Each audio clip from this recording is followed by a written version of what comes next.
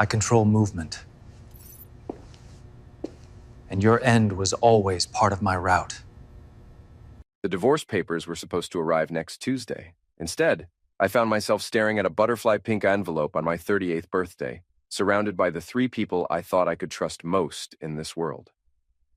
"Happy birthday, David," my mother-in-law Vivian said, her voice dripping with fake sweetness as she handed me the envelope.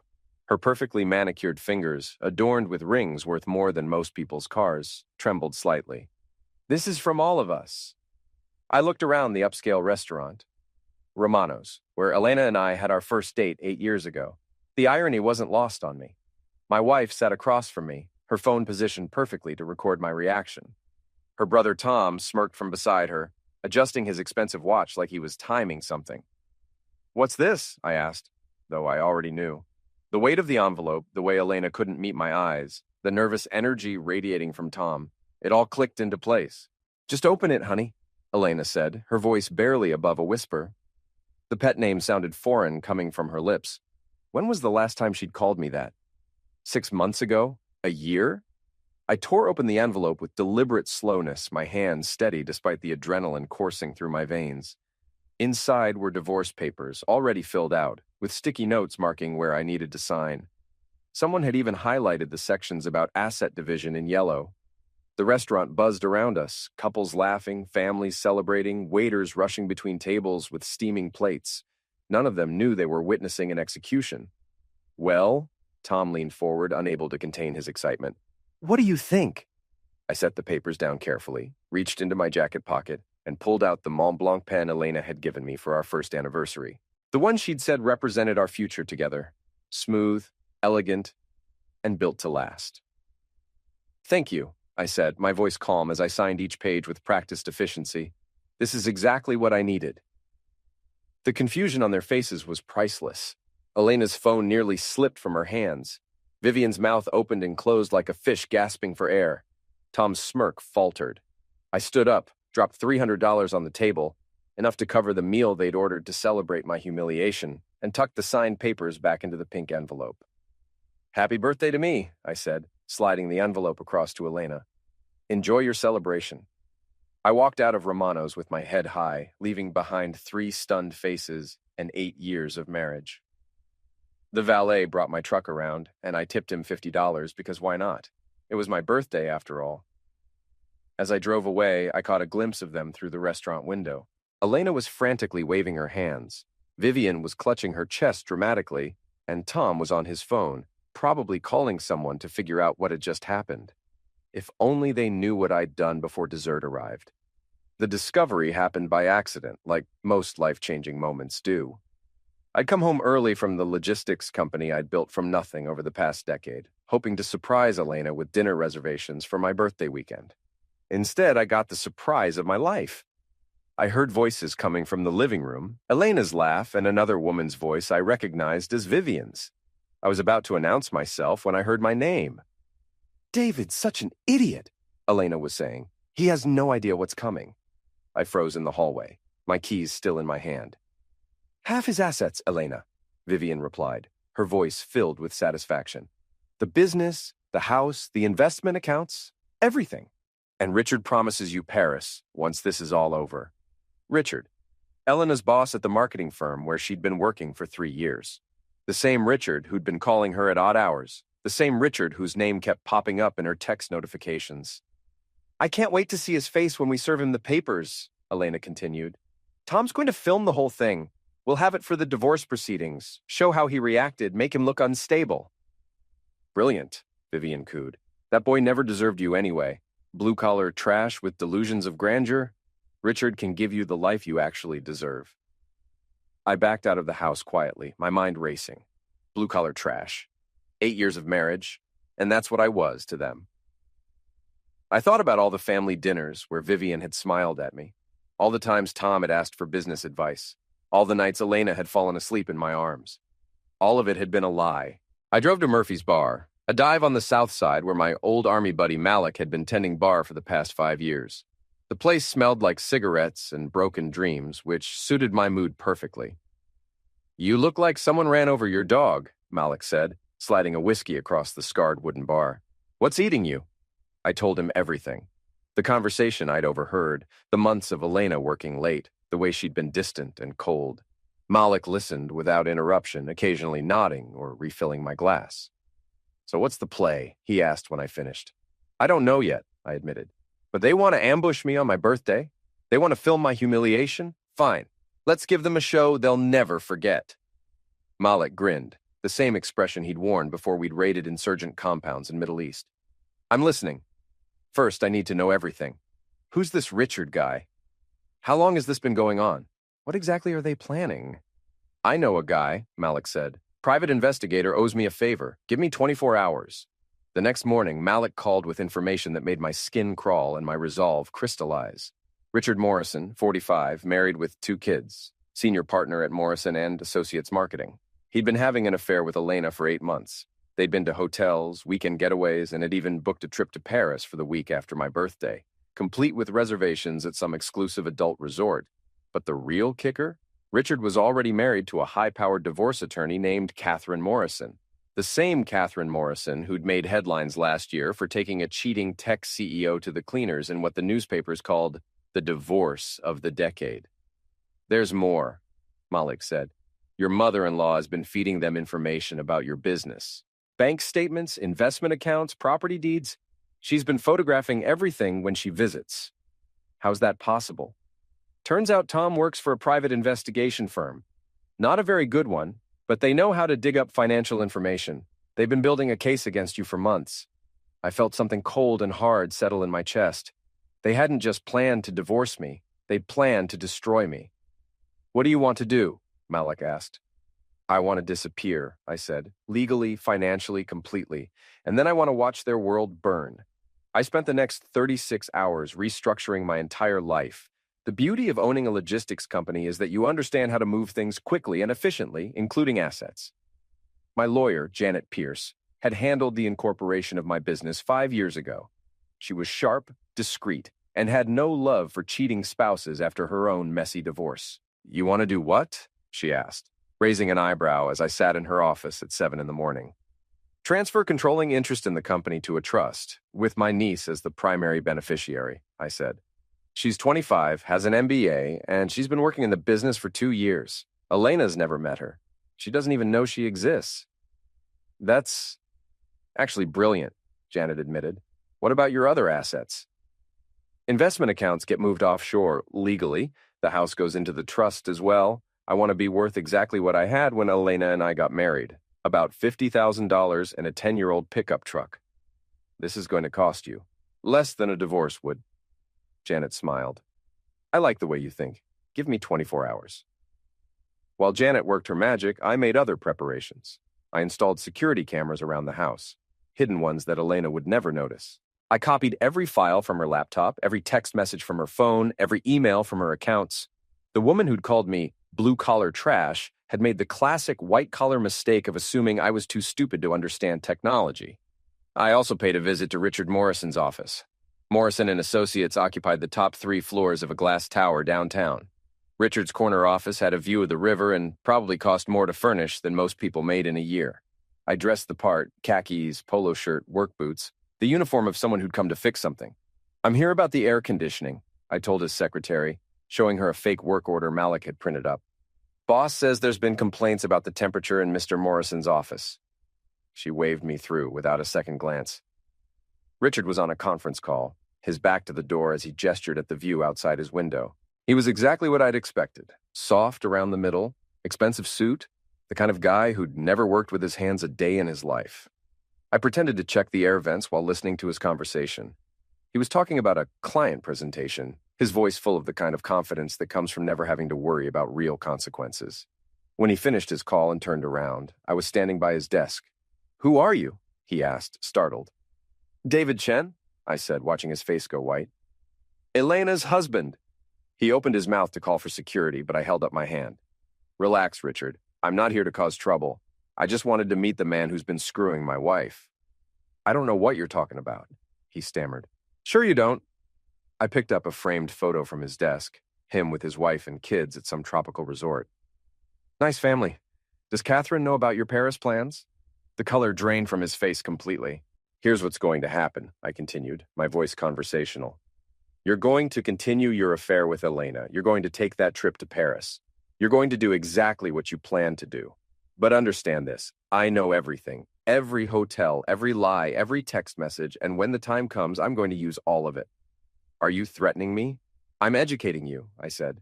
See, you think you're playing chess, but you don't even know what game I'm playing. Enjoy Paris, Richard. I hear it's beautiful this time of year. I left him standing there, probably wondering if he should call the police, call Elena, or call his lawyer. It didn't matter. The seed was planted, and doubt is a powerful thing. That evening, I came home to find Elena cooking dinner, something she hadn't done in months. She was humming, actually humming, as she moved around the kitchen. You're in a good mood, I observed. Just happy, she said, kissing my cheek.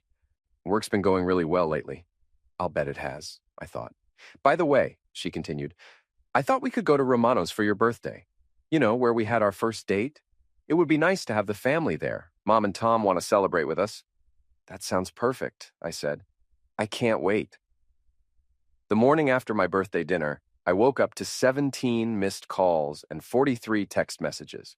Elena was already gone, probably at Richard's place, trying to figure out what had gone wrong with their perfect plan.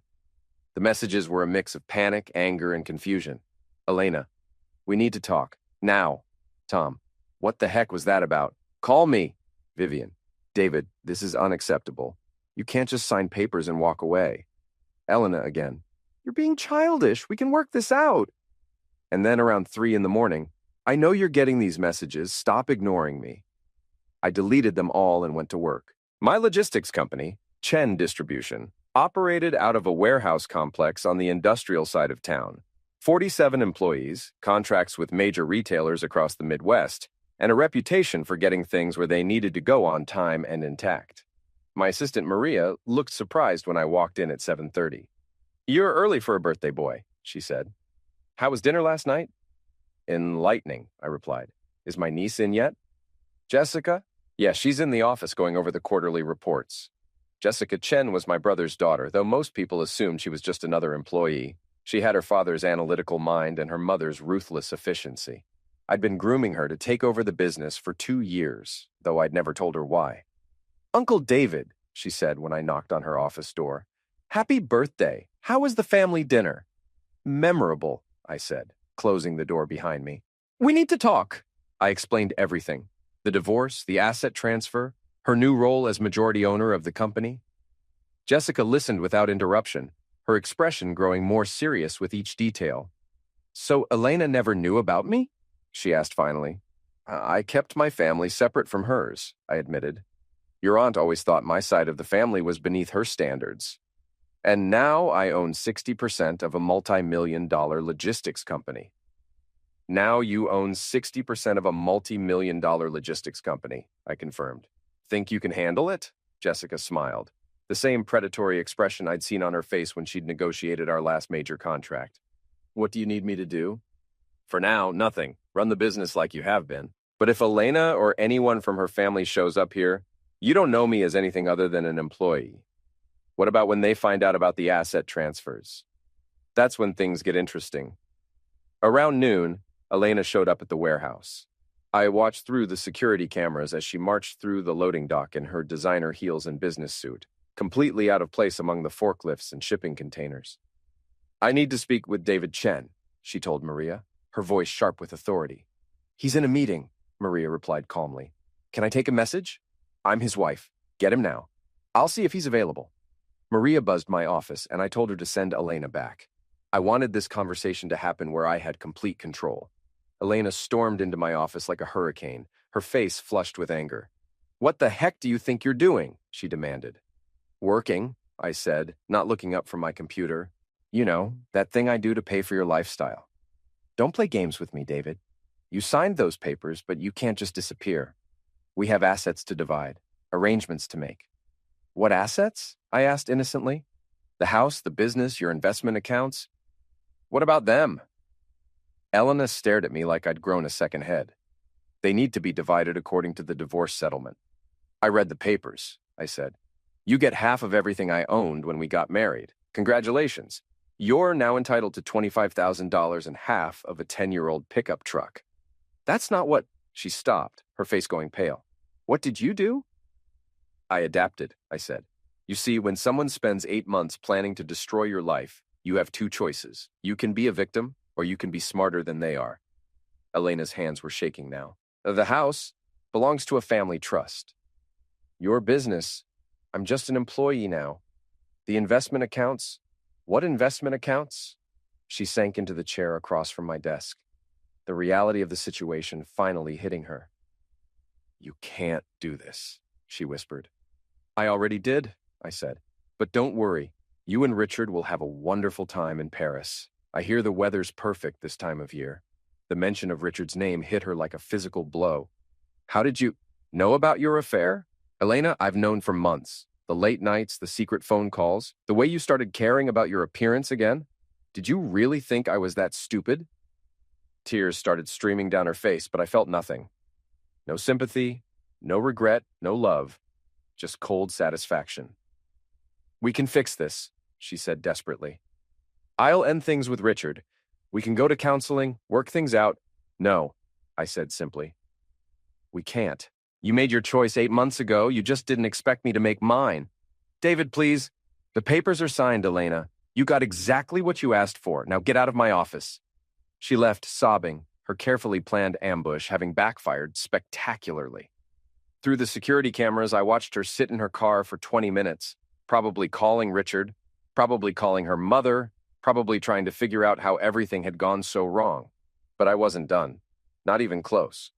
Over the next week, I watched Elena's world begin to collapse with the same detached interest I'd once reserved for tracking shipments across the country.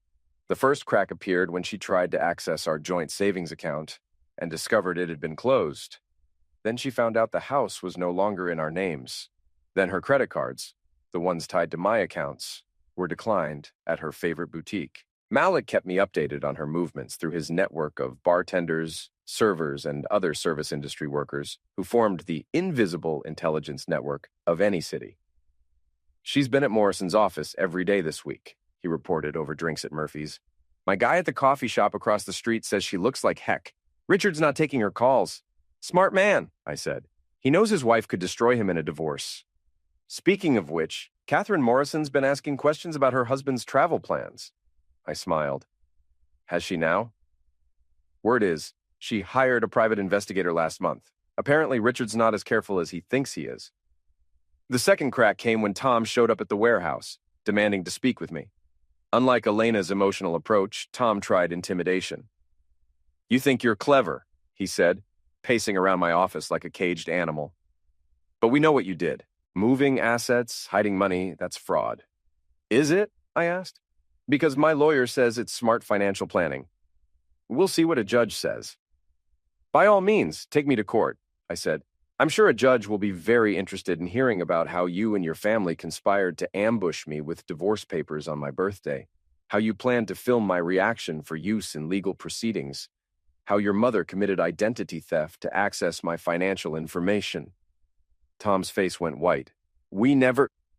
I have recordings, Tom. Video, audio, documentation of everything. You want to play in court? Let's play. He left without another word. The third crack was the biggest one. Catherine Morrison filed for divorce from Richard, citing adultery and demanding an emergency injunction to freeze all of his assets. The local business journal ran the story on their front page, complete with photos of Richard and Elena leaving a downtown hotel. Elena called me that night, hysterical. They fired me, she sobbed into the phone. The company fired me. They said I was a liability. I'm sorry to hear that, I said, though I wasn't sorry at all. Richard won't return my calls. His wife is threatening to sue me for alienation of affection. David, I need help. You need a lawyer, I said. A good one. They're expensive, though. I don't have money for a lawyer. You took everything. I took what was mine, I corrected. You wanted a divorce, Elena? This is what divorce looks like. I made a mistake, she whispered. I know that now. Can't we? I hung up on her. But Elena's family wasn't ready to give up. Vivian had spent 60 years getting her way through manipulation, guilt, and social pressure. She wasn't about to let her daughter's meal ticket disappear without a fight. She showed up at my apartment, the modest 2-bedroom place I'd rented after moving out of the house, dressed in her finest jewelry and carrying herself like visiting royalty. David, she said when I opened the door, We need to talk. No, we don't, I replied, starting to close the door. She stuck her foot in the gap, her face twisted with desperation disguised as indignation. You can't treat my daughter like this. Elena made a mistake, but she's family. Family forgives. Was I family when you called me blue-collar trash? I asked. Was I family when you helped plan my humiliation? I never said. I have recordings, Vivian, every word. She stepped back, her composure cracking. What do you want? She asked finally. I want you to leave me alone, I said, all of you. Elena wanted a divorce, she got one. You wanted me out of your family, I'm out. Congratulations, you won. But Elena needs to learn that actions have consequences, I said. Something you should have taught her 36 years ago. I closed the door in her face and listened to her pound on it for 5 minutes before giving up. 2 weeks after my birthday dinner, I got a call from Malik. You need to get down here, he said. Now. I found him at Murphy's with a black eye and split lip, cleaning glasses behind the bar like nothing had happened.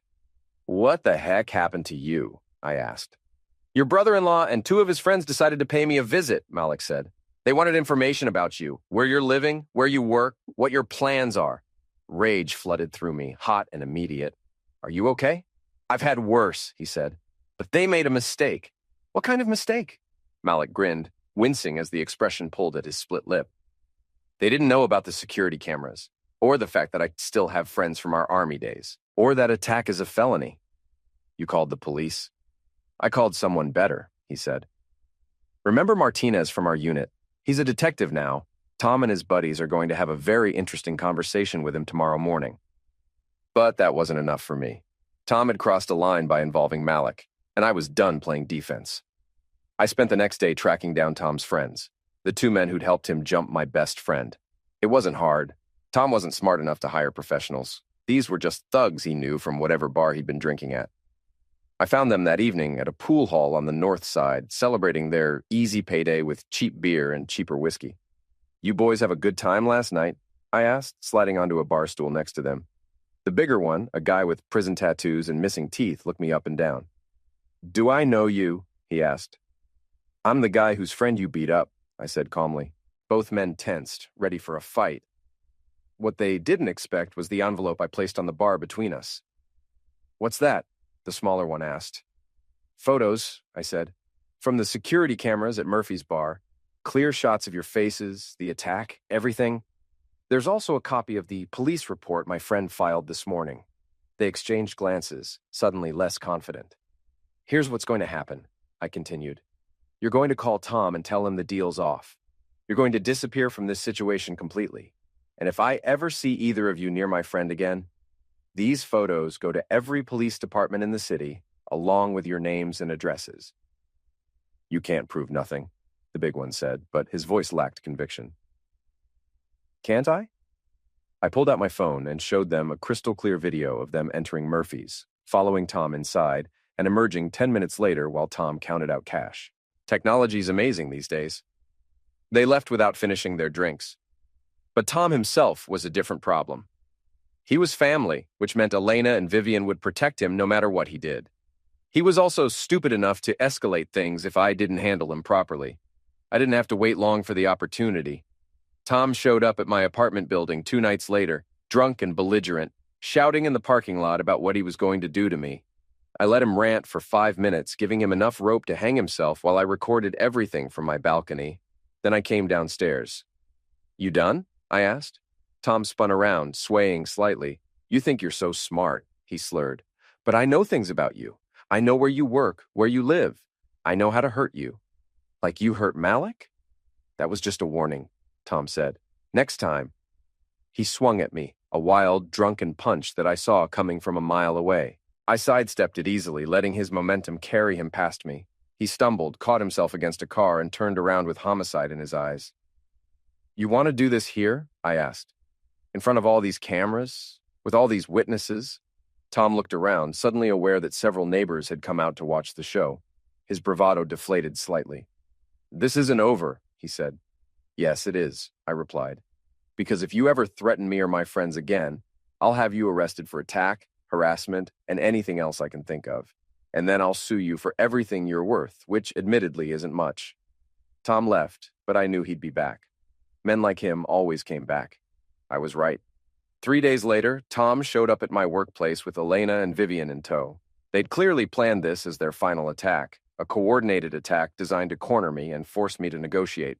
They made it past the loading dock because I let them. I wanted this confrontation to happen on my turf, with my people watching, recorded by my cameras. "David," Elena called out as they approached my office, "we need to talk."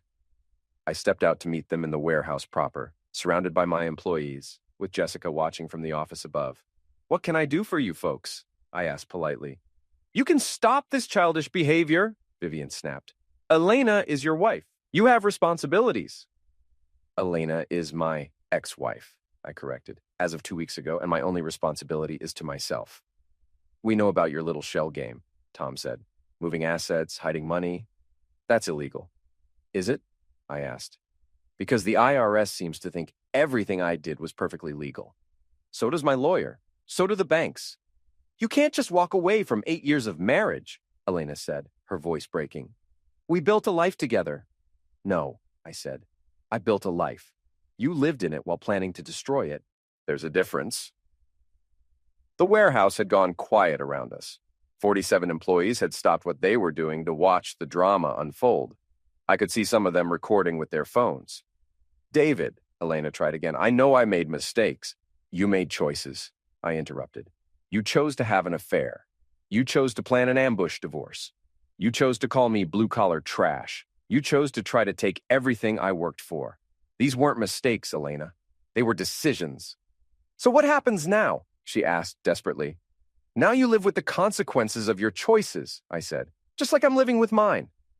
"This isn't over," Tom said, stepping forward aggressively. "Yes, it is," I replied, "because if any of you ever contact me again, if you ever show up at my workplace again, if you ever threaten my friends again, I'll make your lives very, very difficult." "How?" Vivian demanded. I smiled, the expression cold enough to make her step back. "I'm a logistics expert, Vivian. I know how to move things. Information, money, people. I know how to track shipments across the country, how to coordinate complex operations, how to make sure things end up exactly where they need to be. Do you really want to find out what I can do when I put my mind to it?" They left without another word, but I could see in their eyes that this was far from over. They'd regroup, make new plans, find new ways to attack me. I was counting on it. The end came 3 weeks later, but not the way any of us expected. I was at Murphy's with Malik, celebrating his recovery from the beating Tom's friends had given him, when Catherine Morrison walked in. Richard's soon-to-be ex-wife was everything Elena wasn't, confident, self-possessed, and absolutely ruthless. "Mr. Chen?" she said, approaching our table. "I'm Catherine Morrison. I believe we have some mutual interest to discuss." Malik raised an eyebrow but didn't say anything as Catherine sat down. "I know about your situation with your ex-wife and my husband," she continued. "I also know about their little Paris adventure, which is scheduled for next week." "Congratulations on your divorce," I said carefully. Catherine smiled, the expression sharp as a blade. "Thank you. Richard's going to lose everything, of course. The house, the business, custody of the children. I'm very good at what I do. I'm sure you are. But I have a proposition for you," she said. "Something that might benefit us both." She slid a manila envelope across the table. Inside were photographs, bank records, hotel receipts, and a detailed timeline of Richard and Elena's affair. "I've been documenting my husband's infidelity for months," Catherine explained. "I have enough evidence to destroy him in court, but I want more than just a favorable divorce settlement. What do you want?" "I want him to suffer," she said simply. "I want him to understand what it feels like to lose everything you've worked for. And I think you want the same thing for your ex-wife." She was right, of course, but I was curious about her angle. "What are you proposing?" "Richard and Elena are leaving for Paris tomorrow night," Catherine said. "They think they're finally free to be together, to start their new life. What they don't know is that I've already contacted the French authorities about Richard's tax evasion. He's been hiding assets in offshore accounts for years." "That's between you and him," I said. "True. But what if Elena were to be implicated as well? What if it appeared that she'd been helping him move money illegally? What if she were to be detained by French customs when they tried to return to the United States?" The implications were staggering. Elena could face international fraud charges, extradition proceedings, Years of legal battles she couldn't afford. That seems excessive, I said, though part of me was intrigued. Does it? Catherine asked. Your ex-wife destroyed your marriage for money. She conspired with my husband to defraud you in a divorce settlement. She participated in moving assets to hidden accounts. From where I sit, she's as guilty as he is. Malik leaned forward. What exactly are you asking David to do? Nothing illegal, Catherine said. I just need some information. Elena's passport number, her travel itinerary, her phone records, things that would help the authorities build their case. I don't have access to that information, I lied. Catherine smiled. Of course you don't. But if you did, and if you were to share it with the appropriate authorities, Elena might find herself in a very difficult situation, one that would make your little asset protection scheme look like child's play. She stood up, leaving the envelope on the table. Think about it, Mr. Chen. But don't think too long. They leave tomorrow night. After she left, Malik and I sat in silence for several minutes. That woman is scary, he said finally. She's also right, I admitted. Elena did participate in Richard's schemes. She did try to defraud me. She did choose to destroy our marriage for money. So what are you going to do?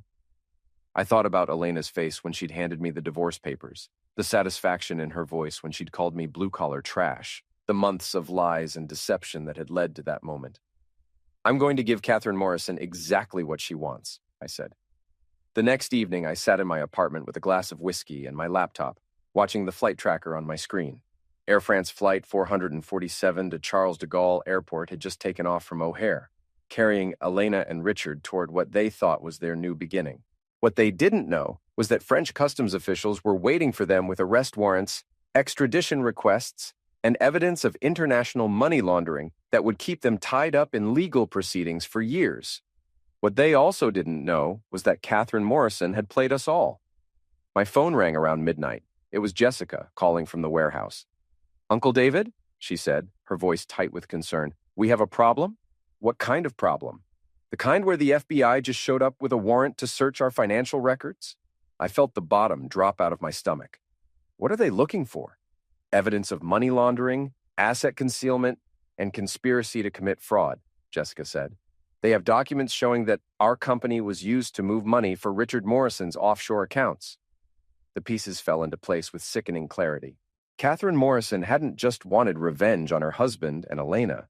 She'd wanted a scapegoat for Richard's crimes. Someone to take the fall while she walked away clean.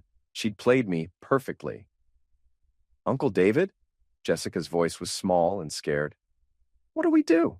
I looked out my apartment window at the city lights, thinking about Elena and Richard sitting in a French jail cell, probably blaming each other for their situation. Thinking about Tom and Vivian, who would soon discover that their daughter was facing international criminal charges. Thinking about my business, my employees, my carefully constructed new life. Catherine Morrison had given me exactly what I'd wanted, the complete destruction of everyone who'd betrayed me. She'd just forgotten to mention that I'd be destroyed along with them. Uncle David? We call our lawyer, I said, and we prepare for war.